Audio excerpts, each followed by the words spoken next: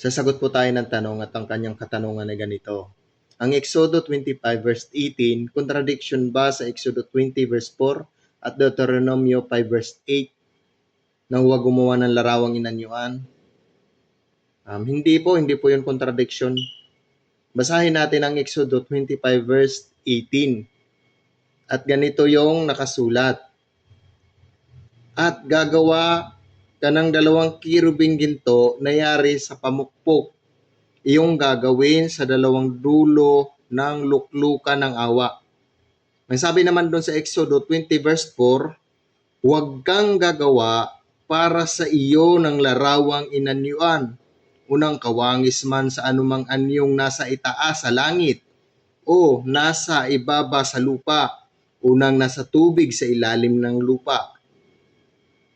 Ngayon, doon naman sa Deuteronomio 5 verse 8, ganito naman ang nakasulat. Huwag kang gagawa para sa iyo ng larawang inanyuan, nakawangis ng anumang anyong nasa itaas sa langit, unang nasa ibaba sa lupa, unang nasa tubig sa ilalim ng lupa. Ang tanong mo kung ito'y contradiction, hindi po. Kasi ang sabi dito sa Exodo 25 verse 18, inutusan dito si Moises na gumawa ng 2 kirubing ginto. Yun yung inukit sa pamukpok. Saan ba nakatira ang kirubin? Dahil ang kirubin kasi, nakatira siya kasama ng amang nasa langit. Yung walang hanggan at walang katapusan, yung ama. Kasama siya roon, yung kirubin yon. Anghel po yun eh. Hindi po sa langit yon. Doon po yung nakatira sa ikatlong langit.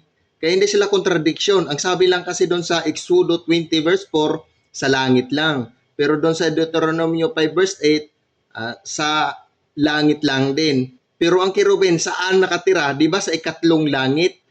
Di ibig sabihin, hindi ito contradiction. Dahil ang langit na nating makikita, hindi naman dyan nakatira ang kirubin.